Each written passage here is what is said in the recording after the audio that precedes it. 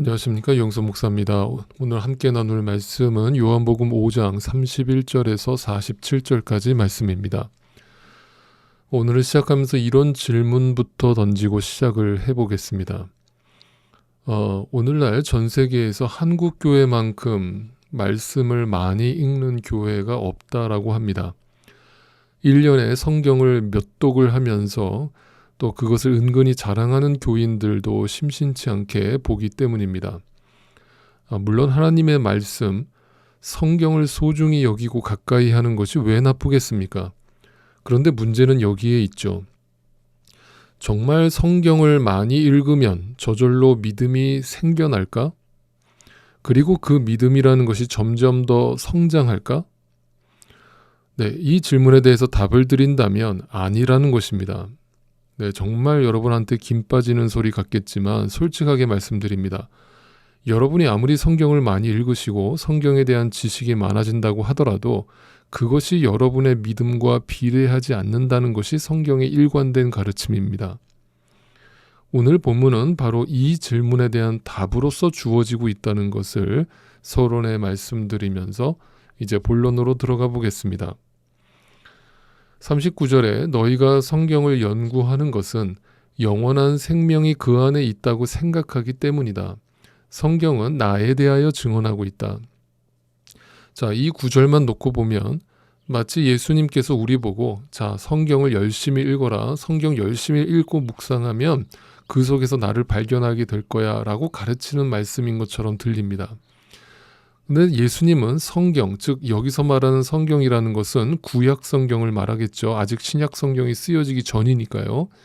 그러니까 유대인들에게 1차적으로 주어졌던 그 구약의 말씀이 모두 다 예수 그리스도를 증언하고 있는 내용이라는 것을 설명해주고 계시는 것입니다. 그런데 문제는 그 유대인들은 날마다 성경을 열심히 읽고 상고했지만 그 성경이 예수 그리스도를 증언하고 있다는 사실은 알지 못했다라고 하는 것입니다. 그래서 예수님께서 이것을 스스로 가르쳐주고 계시는 것입니다. 다시 말하면 유대인들이 그토록 성경을, 구약을 열심히 달달달 외우고 다니고 열심히 날마다 읽었지만 정작 그 성경이 쓰여진 목적, 예수 그리스도를 설명하기 위해서 쓰여진 그 성경이 누구를 가리키고 있는지에 대해서는 전혀 알지 못했다는 것입니다. 여러분 놀랍지 않습니까? 성경을 열심히 읽고도 그 속에서 진리를 보지 못했다는 말이기 때문입니다. 자, 46절로 가보겠습니다.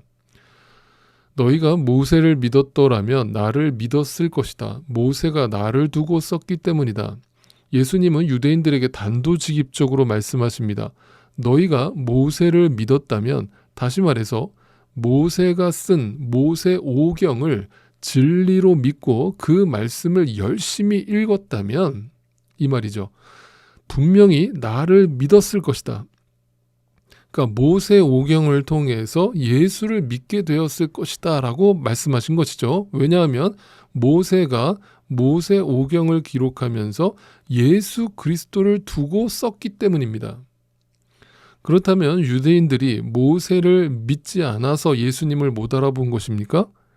아니죠. 그런 뜻이 아닙니다. 그들은 분명히 모세를 믿었습니다. 그리고 모세가 쓴 모세오경을 성경으로 여기고 소중히 여겼습니다. 열심히 읽었습니다. 1년에 몇 독을 했다라고 자랑하기도 했습니다. 그런데 정작 그 성경이 누구를 가리키고 있었는지는 보지 못했다는 것입니다. 믿는다고 했지만 믿지 않았다는 얘기입니다. 바로 그들이 유대인들이라고 예수님께서 고발하신 것입니다. 정말 이 말 자체로 충격적인 말씀입니다. 오늘날 우리가 이 내용을 읽어도 충격적인데 당시에 이 예수님으로부터 이 이야기를 직접 듣고 있었던 유대인들은 얼마나 이 말씀이 충격적이었겠습니까? 한마디로 뭡니까? 자기들이 그동안 해왔던 모든 종교적 열심과 그 수고가 다 헛것이라고 말씀하고 계시는 것이기 때문이죠.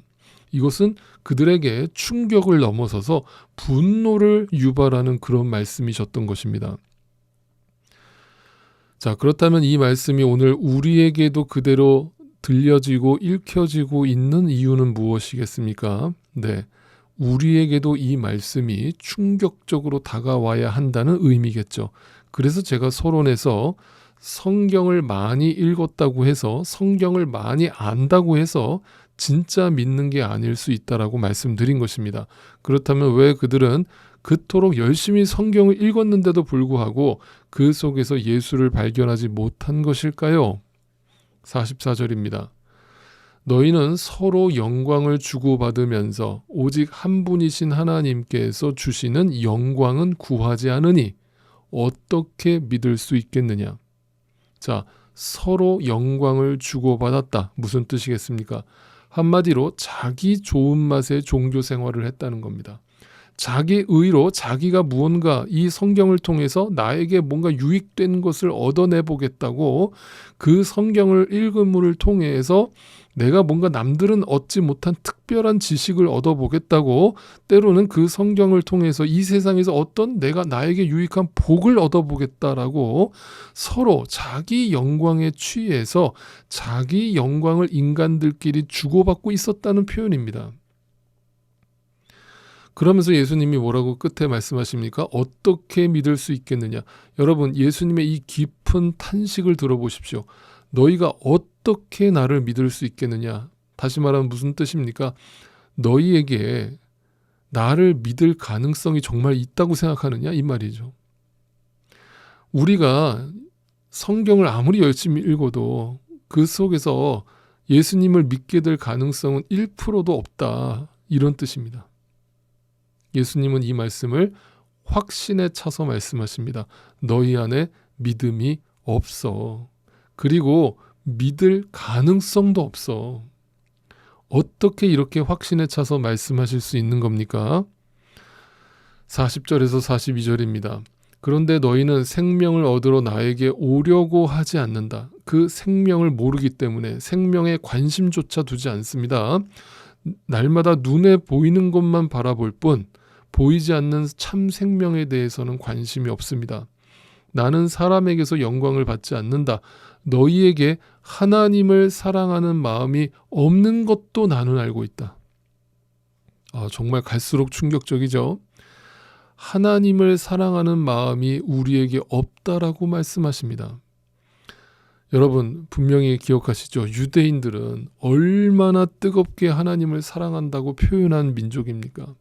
자신들을 선택해 준 그 하나님께 모든 전생애를 다 바쳐서 그 하나님께 제사를 드리고 날마다 제물을 갖다 바치면서 그 하나님을 공경하고 사랑한다라는 표현을 제사를 통해서 날마다 표현했던 민족입니다. 그런데 그런 유대인들에게 예수님은 충격적인 말씀을 하십니다. 너희에게 하나님을 사랑하는 마음이 없다. 오늘날 이 말씀 우리에게 그대로 적용한다면 어떻게 해석됩니까?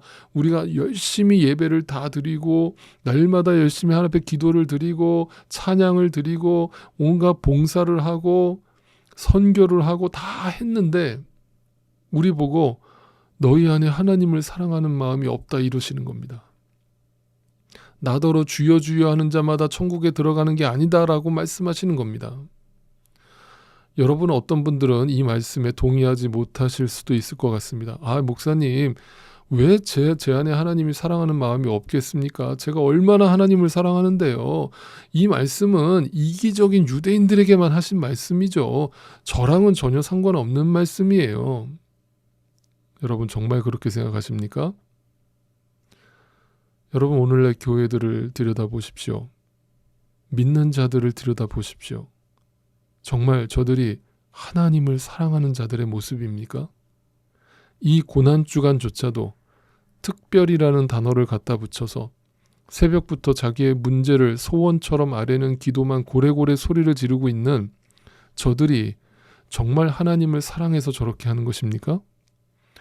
온갖 축복받는 비결, 기도 응답받는 비결, 교회가 성장하는 비결 등등을 외치며 성도들을 현혹하고 있는 저 목회자들이 과연 하나님을 알고 하나님을 사랑하는 자들이 맞습니까?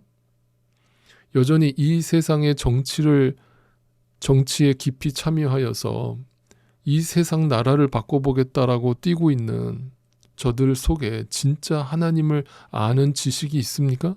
정말 하나님을 사랑하는 마음으로 하는 것입니까? 여러분, 사랑이 뭡니까? 자식을 가진 부모 여러분, 자식을 사랑하시죠? 그러면 그 자식을 어떤 조건을 걸어서 사랑하십니까?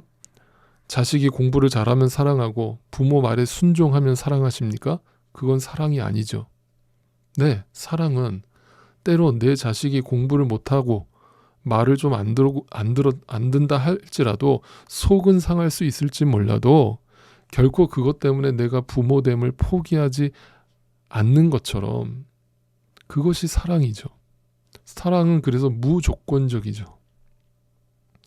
하나님이 우리에 대하여 우리를 사랑하시죠.